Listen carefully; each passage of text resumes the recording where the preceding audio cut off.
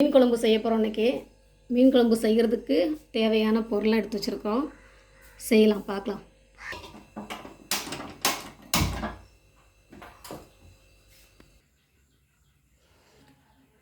மீன் குழம்புக்கு தேவையான கொஞ்சம் எண்ணெய் ஊற்றிக்கிறோம்.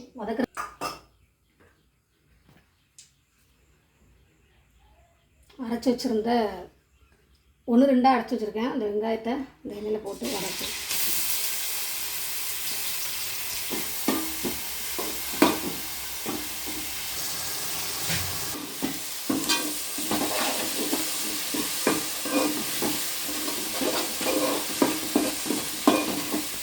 இப்போ இந்த ஸ்டேஜில் நம்ம அரைச்சி வச்சுருந்த தக்காளி விழுதை சேர்த்துக்கணும். ரெண்டும் நல்லா வதங்கணும். நல்லா வதங்கினதுக்கப்புறம் மற்ற பொருளெல்லாம் சேர்த்துக்கணும்.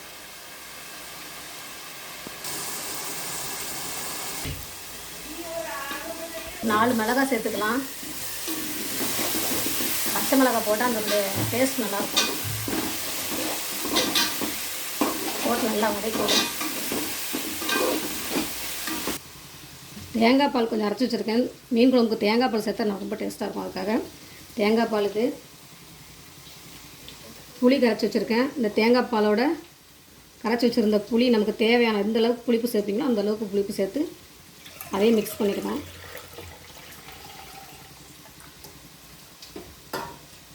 அதோட எங்கள் வீட்டில் நாங்கள் அரைச்சி யூஸ் பண்ணுற குழம்பு மிளகாய் தூள் இது எல்லாமே சேர்ந்துருக்கும். இதில் மிளகாய், வத்தல், மற்ற பொருள் எல்லாமே சேர்ந்துருக்கும். இப்போ அது நம்ம குழம்புக்கு எந்தளவுக்கு உரப்பு தேவையோ அந்தளவுக்கு நம்ம அதில் அந்த தேங்காய் பாலோடு சேர்த்துக்கணும்.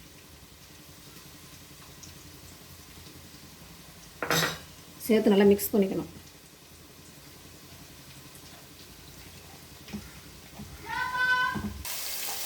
நல்லா வதங்கிருச்சு. இந்த டயத்தில் கரைச்சி வச்சுருக்கிற இந்த புளி கரைசலை இதை சேர்த்துக்கணும்.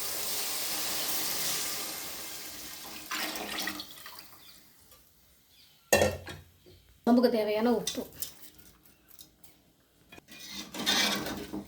நல்லா கரைக்கணும். குழம்பு நம்ம எந்த அளவுக்கு திக்னஸ் தேவையோ அந்த அளவுக்கு நம்ம தண்ணி சேர்த்துக்கணும். எங்களுக்கு கொஞ்சம் திக்காக இருந்தால் தான் நல்லாயிருக்கும். அதுக்காக நான் திக்காகவே வைக்கிறேன். நல்லா கொதிக்குது. இதே மாதிரி நல்லா கொதிக்கணும். இன்னும் நல்லா கொதித்து இந்த பச்சை வாடை போகணும். அது வரைக்கும் நல்லா வேகட்டும்.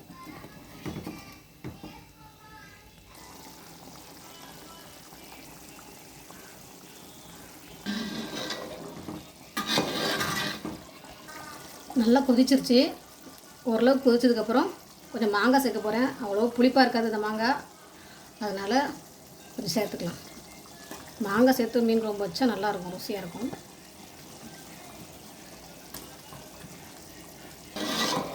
நல்லா கிண்டி விடணும். ஒரு தடவை கிண்டி விட்டுக்கணும்.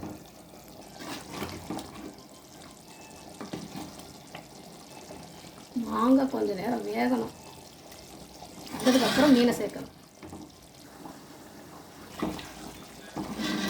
நல்லா ஒரு தடவை கிண்டி விடணும். மாங்காய் வெந்திருக்கான்னு பாருங்கள். லைட்டாக வெந்திருக்கான்னு பார்த்துட்டு மீனை சேர்த்துக்கணும். குழம்பு நல்லா கொதிச்சிருச்சு. மீன் சேர்த்துக்க போகிறோம். ஊளி மீன் தான் இன்றைக்கி சேர்க்க போகிறேன். சேர்த்துக்குவோம்.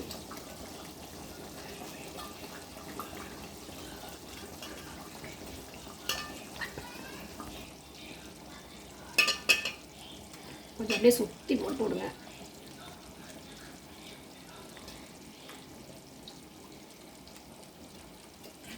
போட்டுட்டு இப்போ ஒரு கிளறி விடணும்.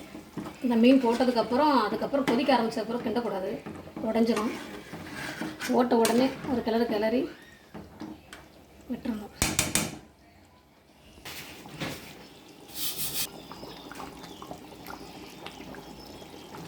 இதுக்கு சட்டி வச்சு பாத்திரம் வச்சுருக்கேன். வந்துருச்சு மீன். இந்த ஸ்டேஜில் நம்ம குழம்பு தாளிக்கணும். கடைசியாக ஒரு தடவை தாளித்து ஊற்றணும், நல்லாயிருக்கும். அதுக்கு தேவையான எண்ணெய்,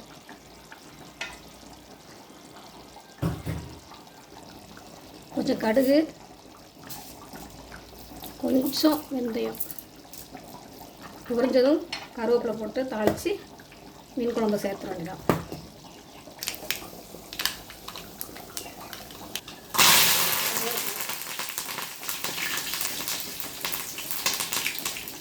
ஆஃப் பண்ணிவிட்டு குழம்புல சேர்க்க போகிறோம்.